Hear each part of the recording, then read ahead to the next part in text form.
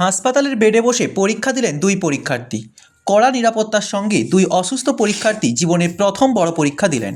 অন্যদিকে জেলা বিদ্যালয় পরিদর্শক রাজীব প্রামাণিক হাসপাতালে গিয়ে তাদের শারীরিক অবস্থার খবর নেন।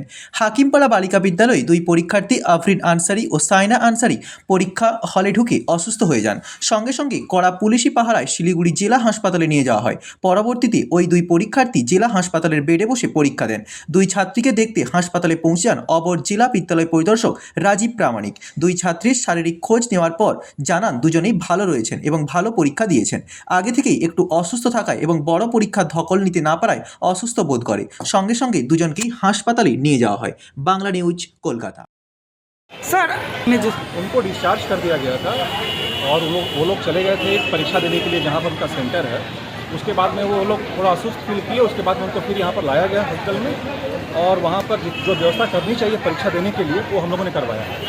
सर आज सुरक्षा के चाक चौबंद जिसको इंतजाम बोलते हैं वो है। यहाँ पर हमारा हर सेंटर पे हमारा अप्रोप्रिएट मात्रा में पुलिस पर्सनल ये वहाँ पर पोस्टेड है। प्लस हमारा मोबाइल वैन जो है वो घूम रही है। हमारा जो मोटरसाइकिल जो पेट्रोल है वो है।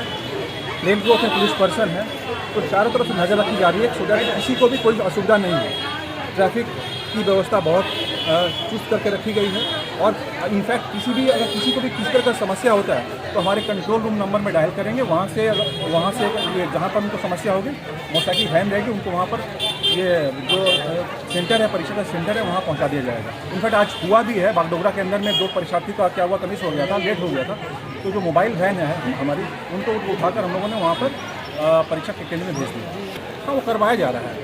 इनफैक्ट जो जिस तरह का भी हेल्प लगेगा परीक्षार्थियों का, पुलिस प्रशासन हर तरफ से मुस्तैद है कि वो किसी भी समस्या का उनको सामना नहीं करना पड़े और सही तरीके से वो अपना परीक्षा दे पाए।